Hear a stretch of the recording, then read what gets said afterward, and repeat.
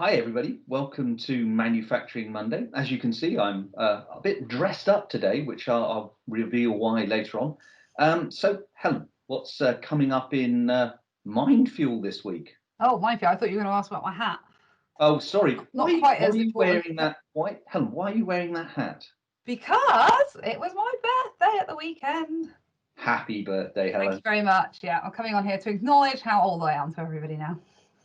Certainly not as old as me. The slippery slope to 40, let's just say.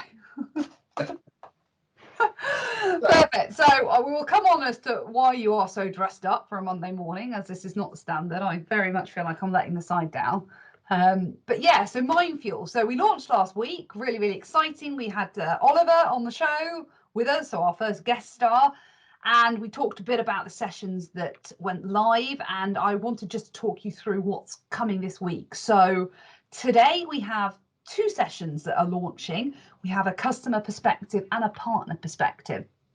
So our customer perspective is with CDF Corporation and a lovely gentleman called Alex, who talks us through how they, as manufacturers, as essential manufacturers in the US, dealt with the COVID-19 crisis, how they've managed social distancing in their factory, on their factory floor, various elements of the business that actually played a significant part in them to be able to achieve this much, much faster than they would have done otherwise, and what their thoughts are for the future. How are they planning if there's a second peak of the virus or there's some other kind of crisis in the future? What have they learned from experiencing this pandemic that they could take forward into their planning for any future similar scenarios? So that's a really, really great session, and that's with Anthony Bourne, who's our industries president at IFS. And secondly, we have a partner perspective. So this is hosted by Colin. Oh, And it's with our partner. that was an interesting one. Yes. Yeah. That was where the quote, I think the quote was, we've got some benefit out of the pandemic came from. Yes.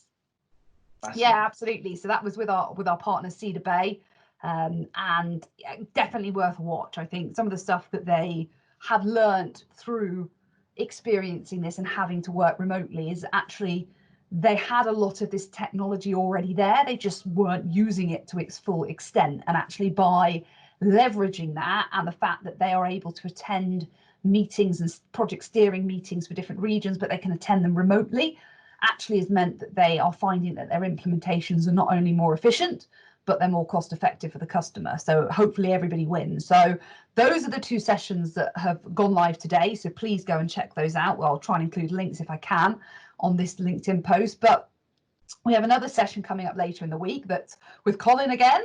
But he is talking to Ricardo, who is the one of our directors of product automation.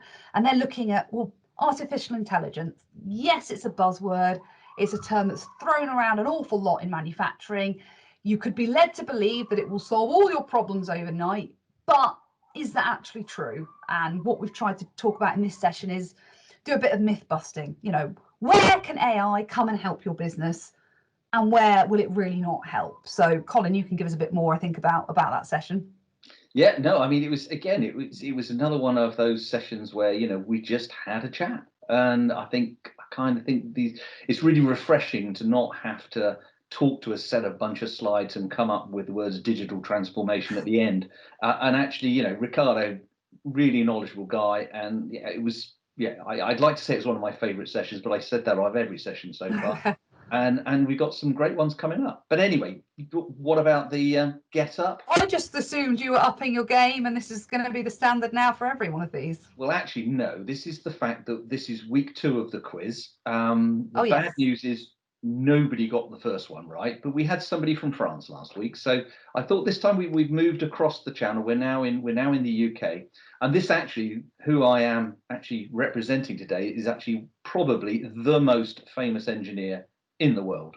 I think I know who this one is. And if people out there don't get this one right with the chains behind and the Get Up, then I will be really disappointed. But just to give you a couple more clues, why I picked him is because he is probably known for being a challenger. When told he had to, when asked to build a bridge across a span, he built the largest bridge or suspension bridge of its time. When building his railway, instead of going round the hill, he went through it. when the Thames Crossing Bridge or London Bridge was full up with people and it was becoming a bottleneck, he decided to build a tunnel underneath the Thames. And then finally, he was the man that actually got transatlantic transport going with his very, very famous steamships, 3 of which he has. So all I want to know is, who is his name? And if you don't get this one right, everybody, then I am going to be very disappointed. And what I want to know, Colin, is did you have the hat already, or have you purchased that for this? I actually have to admit, I bought the hat, Okay. but I made the cigar. Very good. Brilliant. Brilliant. Right. Well, I think that's it. I think that is it. Yeah. Let us know what you think of our Mind Fuel sessions. Again, we're still recording these, so if you would like to get involved, we would absolutely love to hear from you. So thanks ever so much. Thanks. Bye. Bye.